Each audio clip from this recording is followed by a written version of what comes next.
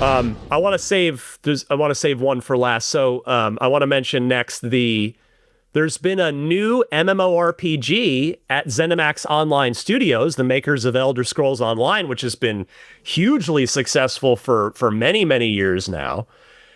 They had a new project in the works. In fact, I had their studio head, who is, by the way, now left, Matt Firer. He has left as part of this. He has stepped away. I don't know if he got laid off or they're whatever, but he's out. I did an Unfiltered with him back when I was still doing Unfiltereds, and he mentioned whatever the heck that was. It's got to be at least a few years ago now that they were working on a new MMORPG. And that project, which had continued to be in the works, and it's been in the works since 2018. So this is a 7-year project. And before you go, oh, well, they clearly didn't know what they're doing if they couldn't get it done in 7 years. Now, MMORPGs take an absurdly long time, arguably longer than any other genre of game to make. But that project, that new MMORPG, codenamed Blackbird, has been canceled. So Fame, are they just going to be making Elder Scrolls Online, which is a proven successful thing for eternity then? Is that where we're looking at with the studio? It feels like when you're doing something that's successful, and so you just keep doing what's successful. You're doing what works. You're doing what sells. New studios, new IPs, new games. This is not the safest time to present that, right? I mean, and we talk about how volatile things are right now, right? You could be a studio that's making a particular game and you're successful at doing it. You put out a new game and it doesn't do so well, and it's goodbye studio, right? It's unfortunate that the studio wasn't hit with necessarily layoffs from what we can tell, but like that's a lot of time and effort to put into a game, a type of game that takes so much time and effort just to say, all right, well, that was fun. Let's go back to making ESO, right? So I hate that, because especially when you're trying to make something new, there's somebody that was their baby. That was somebody this was their project that they really wanted to make, and they probably had so much creative freedom, and to see that it's just gone, I hate that for them. But I feel like it's one of those things where, we're going to just go make ESO because everyone loves ESO. ESO works. ESO is successful, and we'll just shelve this. And it's super unfortunate. I'm sure that's somebody at the studio who is devastated for all the hard work they put in, and this is probably their tip of the iceberg. Like, I really wanted to make this game, and it's just gone. Miranda? So many years of work. That's immensely disappointing. I'm so curious what it was, too. Yeah. And that's the big thing. It's like, I want to know, but also... I'll bet we find out eventually. Yeah, I wish we could have known in that they got to release it. I mean, that's the thing, right? That's a lot of time and effort to put in and just say, that's done. But, well, yeah. Oh, I'm sorry. Go ahead. I was to say, yeah, it's not entirely uncommon, of course, for studios to just focus on like maybe one MMO or something. Just that's obviously a lot, but it is a massive bummer to see that out, or that out of the picture for them.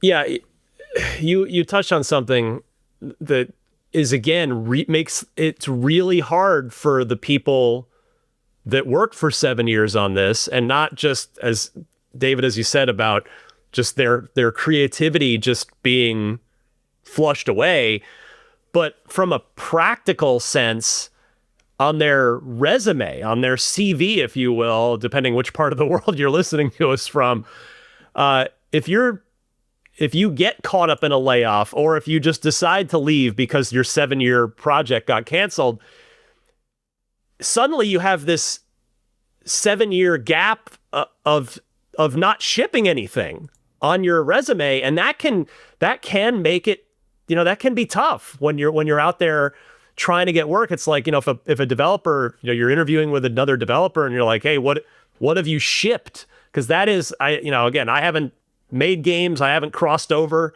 to the other side, but I know that is something that is looked at, is like, what have you shipped? Because shipping is hard. Shipping a game is difficult.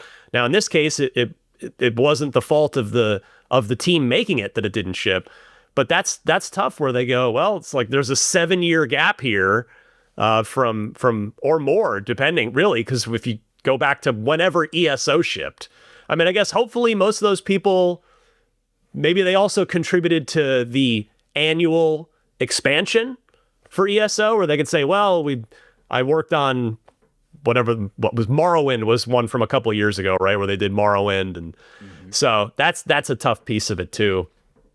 Now this last one, or at least last one for now, as of us recording this one is, in my humble opinion, the most embarrassing one for Microsoft. And I don't know, and not that them being it's a faceless $1 trillion corporation. It doesn't feel shame or embarrassment. That's why it does what it does, and without, with reckless abandon. But this one to me, I think it's just an embarrassing look for Xbox, and it's according to our friends at Windows Central, since confirmed and corroborated elsewhere. Perfect Dark has been canceled, and its developer, The Initiative, has been shut down. So, you know what?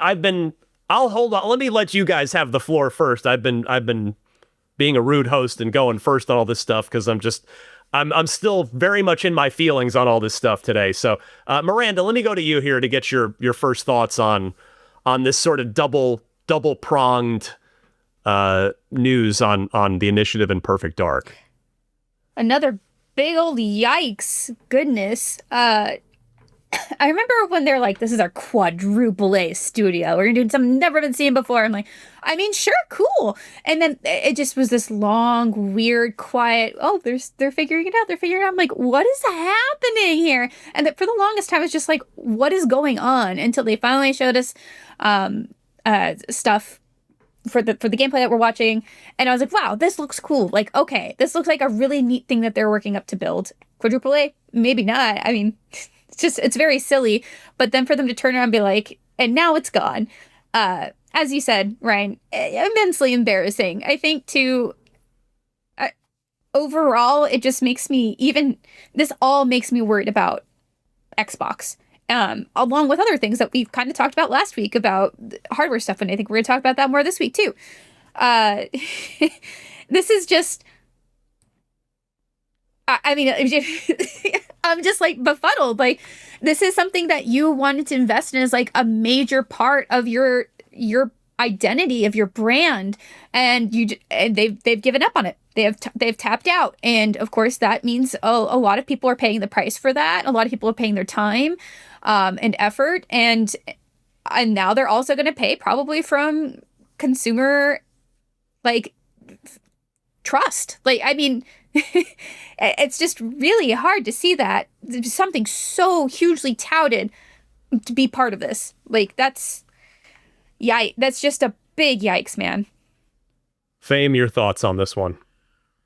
This one, this one upsets me probably the most. You go in and you announce a bunch of studios that you bought, and then you say, oh, by the way, we're not just buying studios, we're creating one. We're going to go get Gallagher, David Gallagher, correct. Oh, excuse me, Daryl Gallagher, sorry, from Crystal Dynamics. Mm-hmm. And they, not only him, they had got a lot of different talent from Sonica. There was a lot of talent at this studio, right? Big quadruple A studio, big time game, right?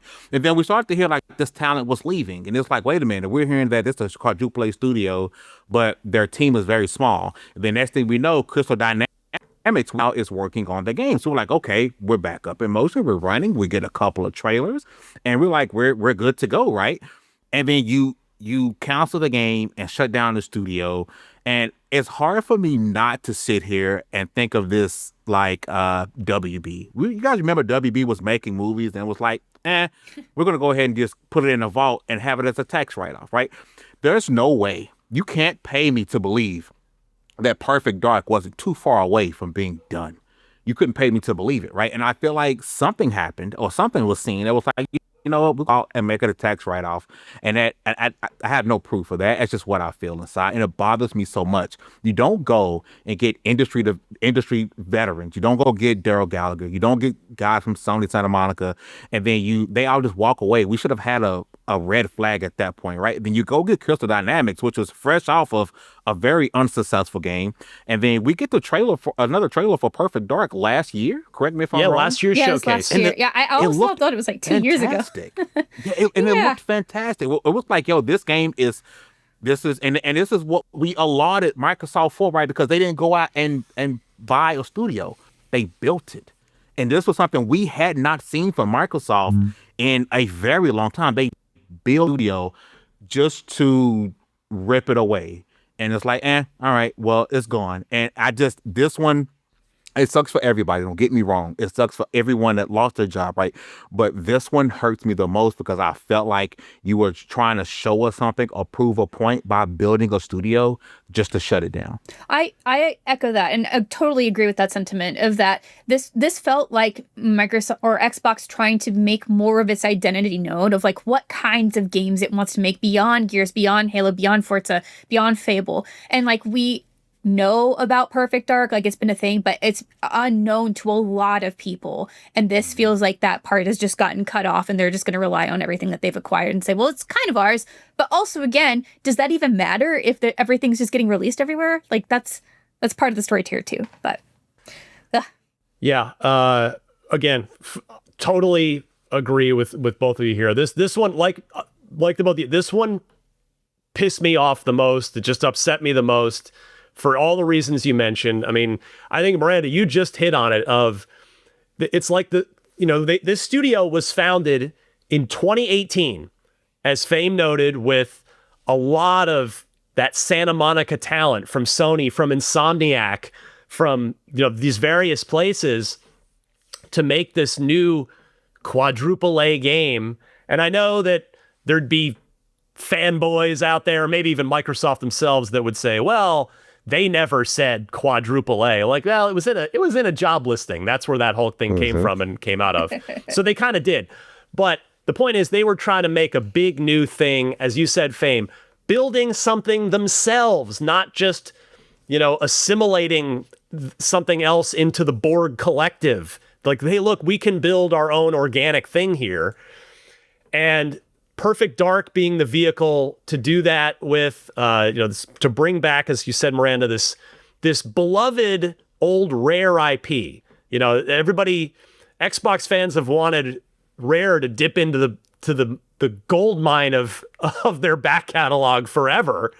And while this wasn't Rare making Perfect Dark, this was a new studio, an organically grown studio doing a AAA Perfect Dark game that, in my humble opinion, I said this last year, I'll say it again right now, last year was the best showcase Microsoft has ever had, and this game, this demo, for me, was the best thing at the best showcase they had ever had. Now, will someone message me anonymously? Will some developer tell me after this that this demo that we're all watching again right now, that this showcase demo was just kind of smoke and mirrors, vertical slice bullshit, and it was never real? I would believe that if it were credibly told to me, but I wonder, this demo was just, because look at it, it's Deus Ex. It's like, it's Microsoft's Deus Ex. Oh, Deus Ex and we need that. A single player AAA Perfect Dark as in a Deus Ex shape. And I just wonder if this was, I just have a hard time believing this was anything creatively motivated, that instead it was purely monetary. Part what you just said, Miranda, about the strategy changed from 2018, where, well, we got Activision Blizzard, we threw money at this problem, we don't need this anymore. We don't need to invest in this, so we're going to throw this in the garbage. But I wonder if it was that, because our own Rebecca Valentine had done a great investigative report on this project, on the studio, on the initiative, and how Crystal Dynamics had come in and really helped steady the ship on this and get this game on track. That was the end of her report, which was this huge, long thing from, I guess, maybe 2 years ago now. And she had, from everybody she had talked to, this game was finally on track. And so I wonder if this decision today was made purely as a ton of time and money has already gone into this, and they see where it is, and it's still going to need, who knows, a couple more years, 2-3 more years. I have to just believe that this was that Microsoft didn't think that they were going to be able to recoup any investment on this, and that it was just going to be a negative, a red ink thing, so they cut it now. Because I just creatively, again, I mean, I've been fooled by great vertical slice demos before, so I don't want to, even though I've been doing this a long time, I'm still human, and it's like, maybe this demo wasn't real. Maybe maybe there really was no game here. But whatever this was, it looked great, and if that's what the game was going to be, I'm just so sad we won't see it. And as I said, and you both agreed with, this is embarrassing for Microsoft, for Xbox, given what this studio had started life as and was trying to do and was trying to be. And this one makes me throw my Xbox out the window, quite honestly. It's just like, what are we doing here? Like, what are we doing here? So yeah, I think so that's everything. Not that there aren't other layoffs. Like, I'd seen some stuff. I don't know if, like, I saw scuttlebutt that there'd been layoffs at Undead Labs, but not like a project cancellation or studio closure. I don't know. Again, we're still kind of in real time on this stuff. So there've definitely, in fact, somebody responded to Jason Schreier's Bloomberg post that I had cited earlier, saying they were at Halo Studios and they got laid off. So these layoffs certainly hit far and wide. We just kind of wanted to focus on the project level and studio level decisions and cancellations here. If I can, Ryan, please. I think as much as the studio, the layoffs were impactful, I think seeing like the Sea of Thieves director just leaving, right?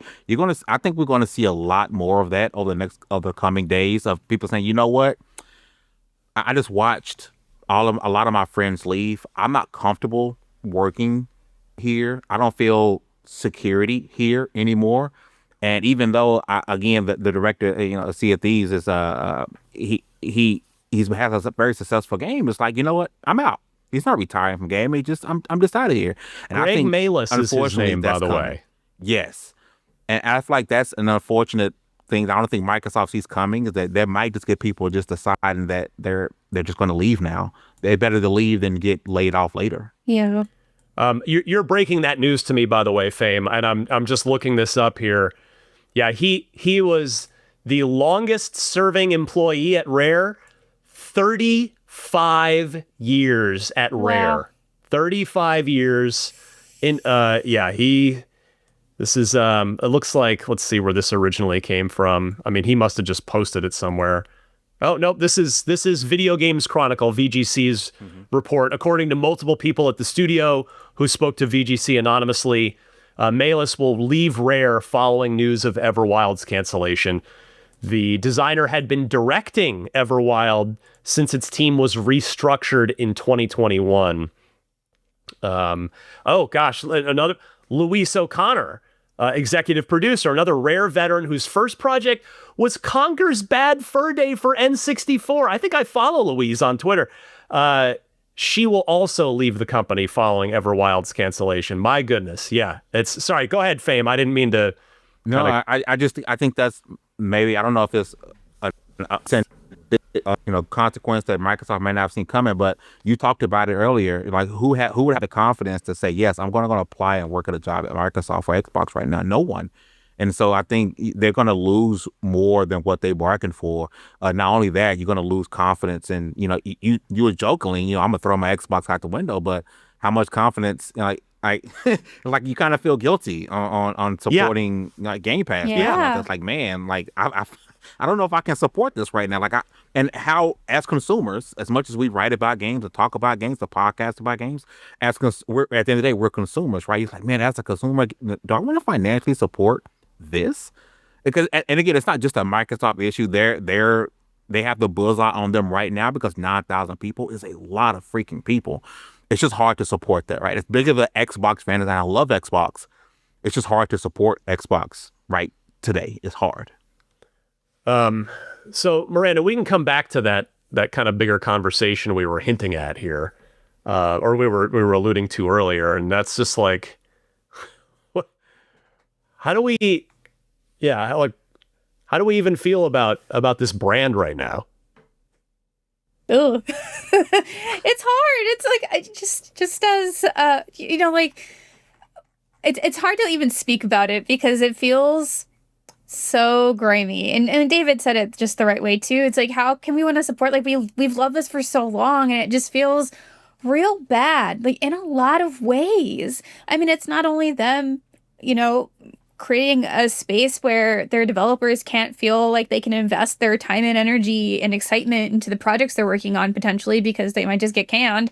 But it's also just Xbox's, it almost feels not necessarily like a lack of faith in itself, but it's like weird brand identity where it's like more edging closer to publishers, games, streaming service than it is just like a system, an ecosystem, right? Yeah. And that's what we bought into. We bought into this ecosystem because we liked their identity. We liked the shooters. We liked the live service, or not live service, Xbox Live. Like, so the service, not live service games, but live service.